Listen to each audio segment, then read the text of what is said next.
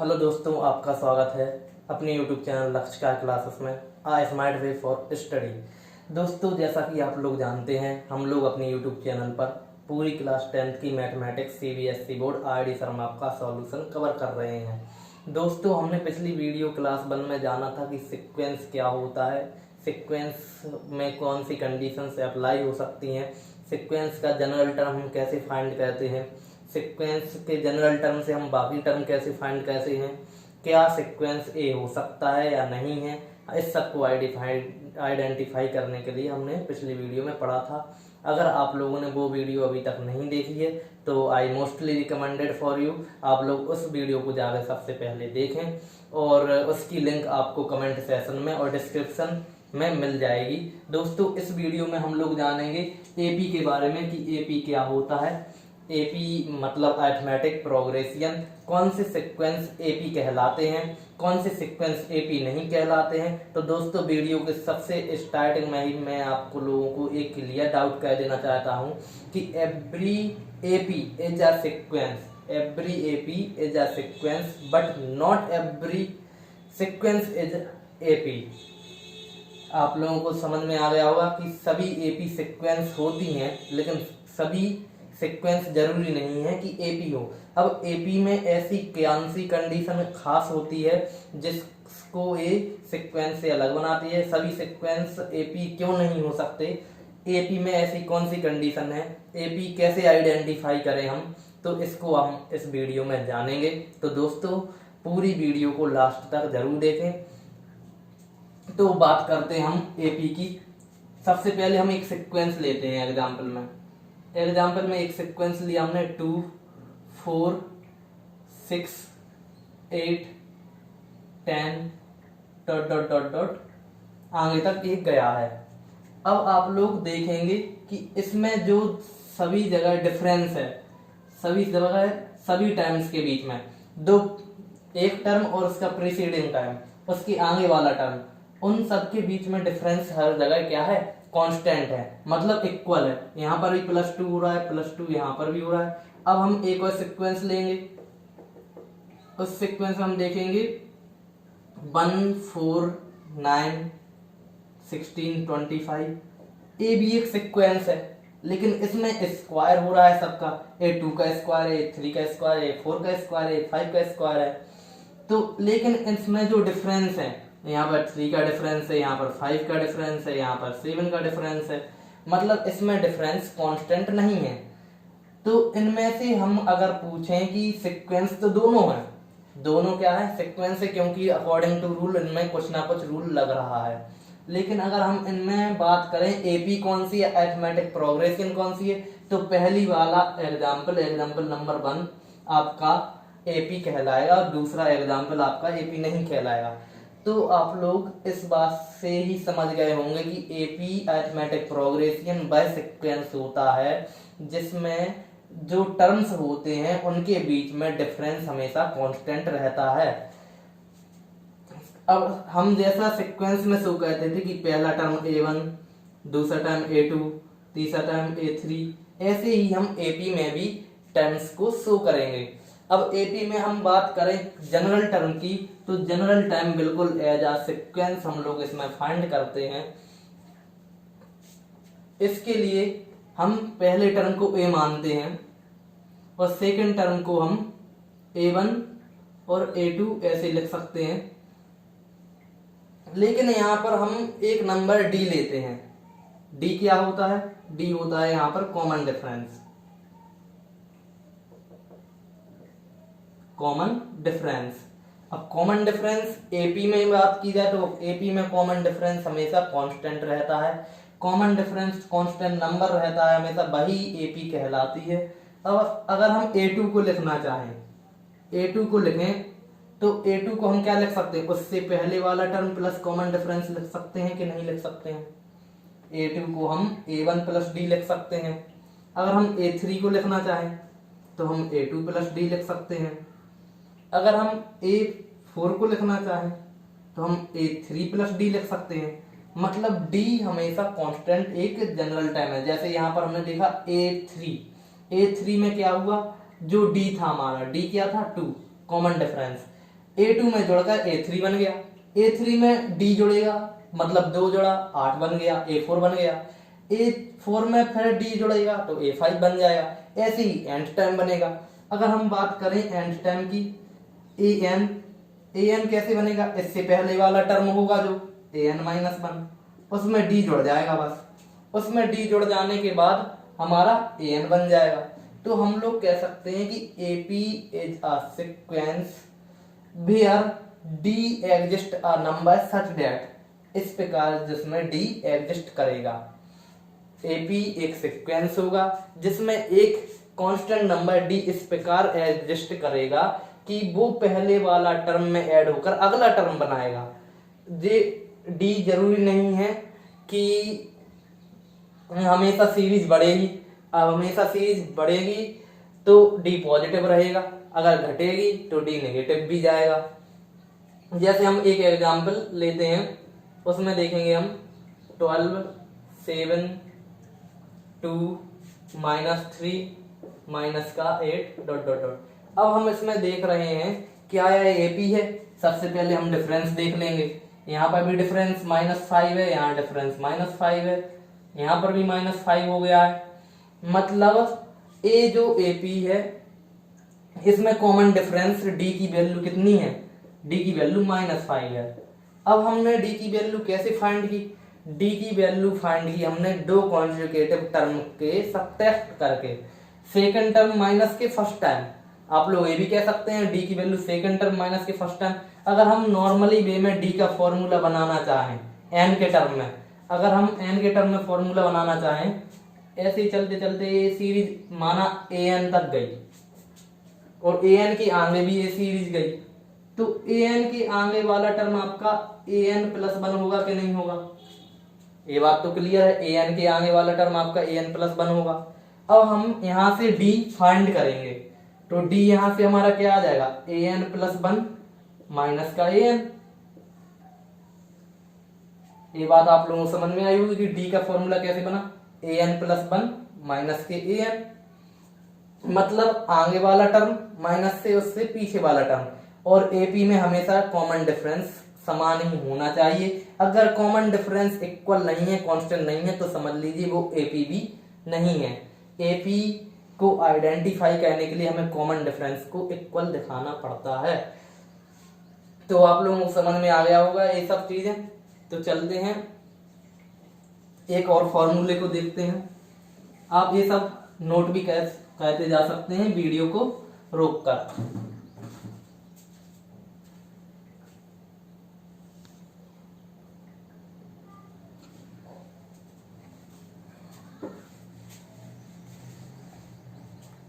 अब हम एक AP लेंगे। लेट अ सीक्वेंस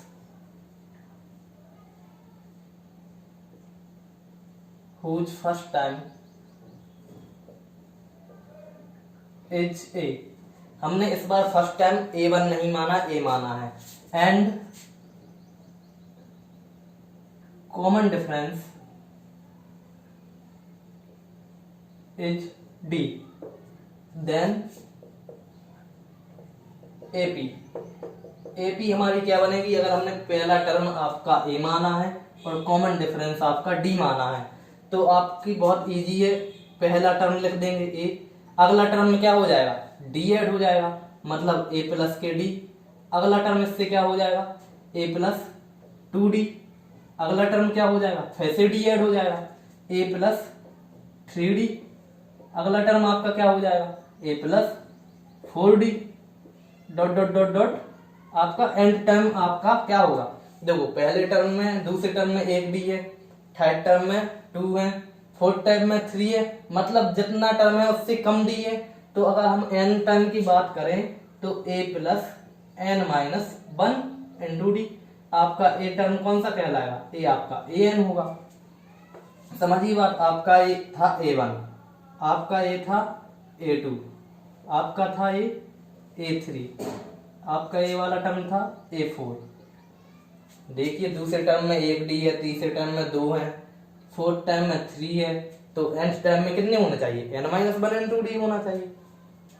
आप लोगों को समझ में आ गया होगा। अगर हम एंड टाइम कोई भी सीरीज एपी की हमें निकालना हो तो उसका फॉर्मूला आपका होगा पहला टर्म प्लस जितना टर्म आपको निकालना है उसमें से 1 सब्ट्रैक्ट करना पड़ेगा इनटू आपका कॉमन डिफरेंस। आपका एक फॉर्मूला ए हो जाएगा A plus N minus 1 into D.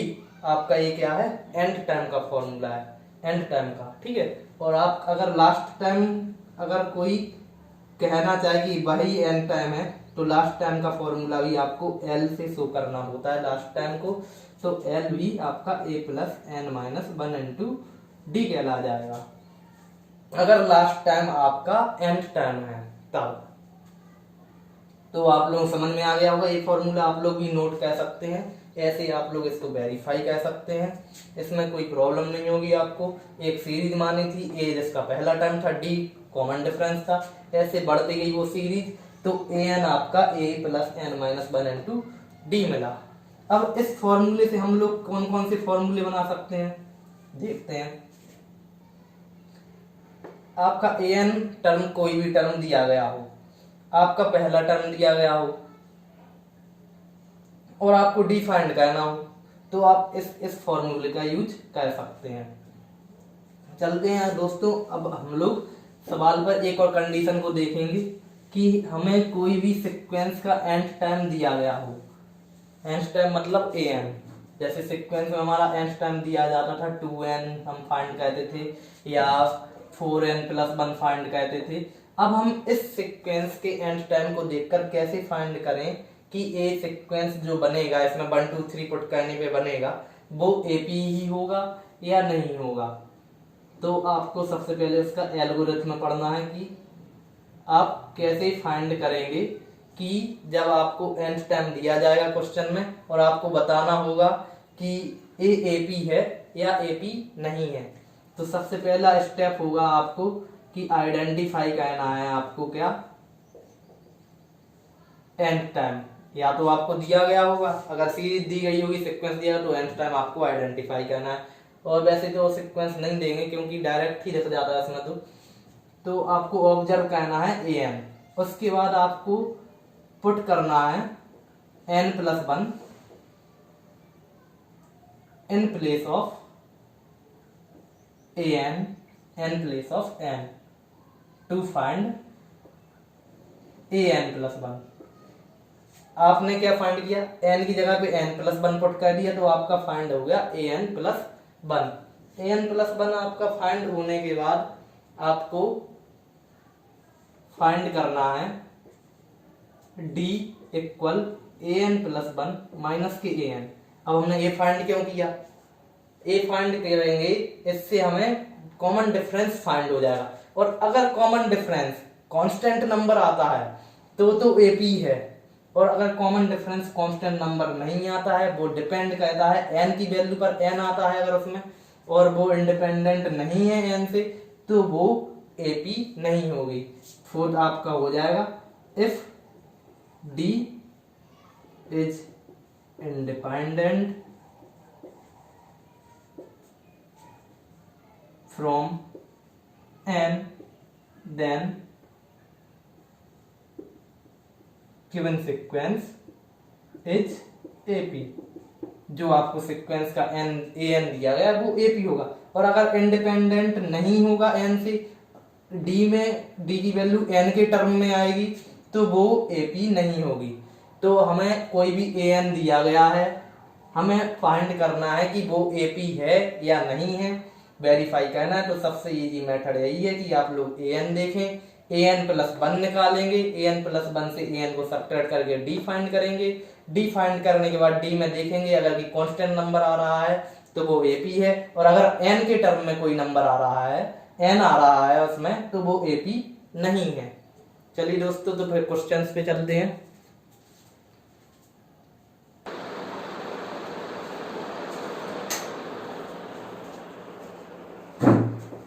देखते हैं तो हम लोग क्वेश्चन, अब आप लोग ये एल्गोरिथम बिल्कुल नोट कर लीजिए, इससे आप लोगों को फाइंड होता है कौन सी सीक्वेंस एपी है कि नहीं है। क्वेश्चन 1 देखते हैं, आपको दिया गया है क्वेश्चन है, so that sequence defined by an equals to 4n plus 5 is an AP and also find its common difference।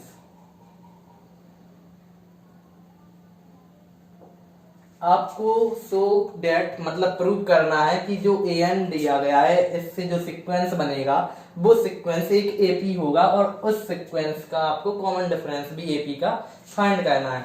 तो सबसे पहले हमने आपको अभी जो एल्गोरिथम बताया है उसमें क्या है, आपको देखना पड़ता है an जो कि आपको दिया गया है। तो सबसे पहले an लिख देंगे हम लोग। नाउ फिर हम लोग निकाल दें an प्लस 1। तो now putting n plus 1 in place of n, तो हमारा क्या आ जाएगा an प्लस 1। जहां जहां भाई an में n होगा वहां पर हम n प्लस 1 पुट कर देंगे। तो हमारा ये आ जाएगा 4n प्लस 4 प्लस 5 प्लस 9 आ जाएगा आपका an प्लस 1। अब हम लोग फाइंड करेंगे। नाउ वी फाइंड d क्या हो जाएगा आपका an प्लस 1 माइनस के an प्लस 1 लिखेंगे हम 4n प्लस 9 माइनस के 4n प्लस 5 है, एक माइनस 5 हो जाएगा। 4n से 4n कैंसिल हो जाएगा, 9 माइनस 5 4 आ जाएगा। आपका जो d आ रहा है वो एक कांस्टेंट नंबर है। तो आपको आंसर में लिखना है the common difference is a constant number and not dependent on n, then the given sequence is AP। आपको क्या लिखना है, आप ये भी लिख सकते हैं the common difference between two terms in sequence is not is independent from n, जो इंडिपेंडेंट है n से। तो यह क्या है, एक AP है। इस प्रकार आपको लास्ट में एक लाइन लिखनी पड़ेगी। हमने लिखी नहीं है, आप लोगों को बता दी है, ध्यान से समझ के आपको लिखना है कि जो ये d है वो आपका n की वैल्यू पर डिपेंड नहीं करता और एक कांस्टेंट नंबर है, इसलिए जो दी गई सीक्वेंस का an है वो आपका AP है। चलते हैं अगले क्वेश्चंस पर।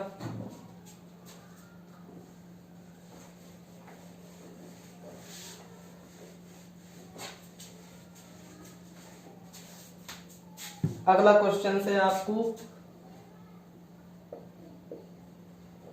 सो डेट an इक्वल के 3n square minus 5 is not AP। अभी आपने AP शो किया था, अब आपको बताना है कि ये AP नहीं है। तो आपका वैसा ही आपकी लैंग्वेज लिखी जाएगी, हम लोग डायरेक्ट करेंगे। 3n प्लस 1 का स्क्वायर माइनस 5, n की जगह पे n प्लस 1 पुट कर दिया है।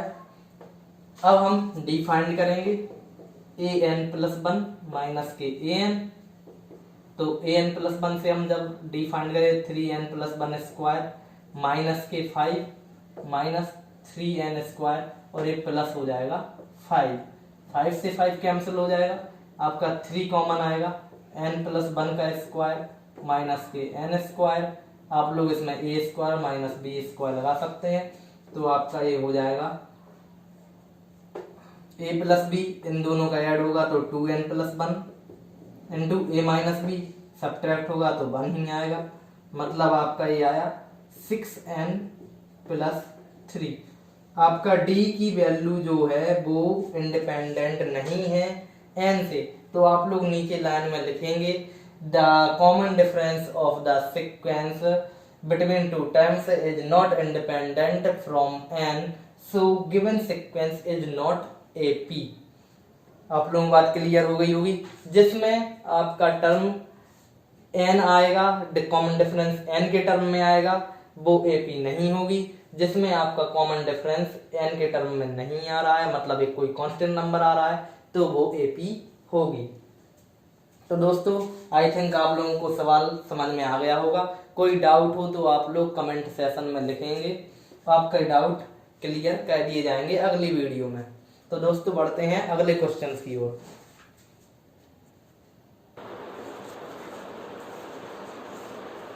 चलिए दोस्तों देखते हैं अगला क्वेश्चन। अगला क्वेश्चन भी आपका सेम बिल्कुल ऐसा ही है, जिसमें आपको an दिया गया है -4n + 15। आपको ये बताना है कि AP है या नहीं है, और अगर AP है तो इसका आपको फाइंड करना है 15th टाइम। तो दोस्तों AP है या नहीं है आप लोग ये आराम से सॉल्व कर लेंगे an + 1 से सब्ट्रैक्ट करके। और 15 टाइम का आप लोगों को पता है, जब an दिया जाता है तो आप n की जगह पे 15 पुट कर देंगे तो आपका A15 आराम से आ जाएगा इस प्रकार। ये कितना होगा -60 + 15 -45, ये आपका A15 आ जाएगा। तो दोस्तों आप लोगों को ये क्वेश्चन लगाने हैं। अगर कोई क्वेश्चन आपका इस प्रकार दिया जाए जिसमें an का टर्म आपको 3 + 4n दे दें और ये कहें कि इसकी AP फाइंड कीजिए, इसमें AP फाइंड कीजिए, आपको पूरी सीरीज लिखें, तो आप पहले A1 निकालेंगे, A1 रखेंगे तो 3 + 4 7, A2 निकालेंगे 2 रखेंगे जब तो 3 + 8 11, A3 निकालेंगे 3 + 4 3 12 इक्वल के 15। अब आप लोग देख रहे होंगे 4 का डिफरेंस है, तो आप लोग आराम से AP जो आंसर में लिखेंगे वो हो जाएगी 7 11 15 ... ऐसे आप लोग लिख सकते हैं। तो दोस्तों आई होप आप लोगों को आज का सेशन पसंद आया होगा। आज का सेशन थोड़ा शॉर्ट रख रहे हैं क्योंकि हम लोग धीरे धीरे 30 मिनट का ही सेशन रख के धीरे धीरे कवर कर लेंगे एक एक एक्सरसाइज करके। तो दोस्तों ये क्वेश्चंस आप लोगों को फिर से रिवाइज करने हैं, वीडियो को बार बार देखें अगर आप लोगों को समझ में नहीं आ रहा है, और डाउट जरूर पूछें। और आप लोगों का आज का होमवर्क ये रहेगा कि आप लोगों की जो एक्सरसाइज 5.2 है उसको कवर कर लिया गया है आज। एक्सरसाइज 5.2 एंड एग्जाम्पल, इससे पहले के जो एग्जाम्पल्स होंगे IIT शर्मा में आप लोगों को वो पूरे कवर करने हैं। तो दोस्तों आप लोगों को बिल्कुल हार नहीं मानना है और बहुत अच्छे से डट के एक साल में बहुत अच्छी तैयारी 10th की करनी है, जिससे आप लोगों की परसेंटेज हमेशा 90+ के एबव ही पहुँचे। जितने भी student Lakshyakar classes online platform से पढ़ेंगे, आई थिंक अच्छे से पढ़ेंगे तो उनकी 90+ ही परसेंटेज हमेशा जानी चाहिए, क्योंकि नाम एक दिन में नहीं बनता है, नाम एक दिन जरूर बनता है, लेकिन उसके लिए आपको प्रयासरत होना चाहिए। ये शर्त होती है, कंडीशन होती है किसी मेहनत करने के लिए, किसी भी एग्ज़ाम को फाइट करने के लिए। तो आप लोगों को ये होमवर्क डेली करना है, डेली आधे घंटे अपने लिए निकालने हैं, क्लासेस के लिए निकालने हैं। पूरी वीडियो शुरू से लेकर लास्ट तक देखनी है। तो बेस्ट कहते हैं आप लोगों की पढ़ाई ऐसे ही कंटिन्यू चलती रहे, चाहे कोरोना आए चाहे कुछ भी आ जाए, लेकिन हम लोग पढ़ते रहेंगे, डटते रहेंगे। बिल्कुल आप मिलते हैं अगली वीडियो में। धन्यवाद दोस्तों।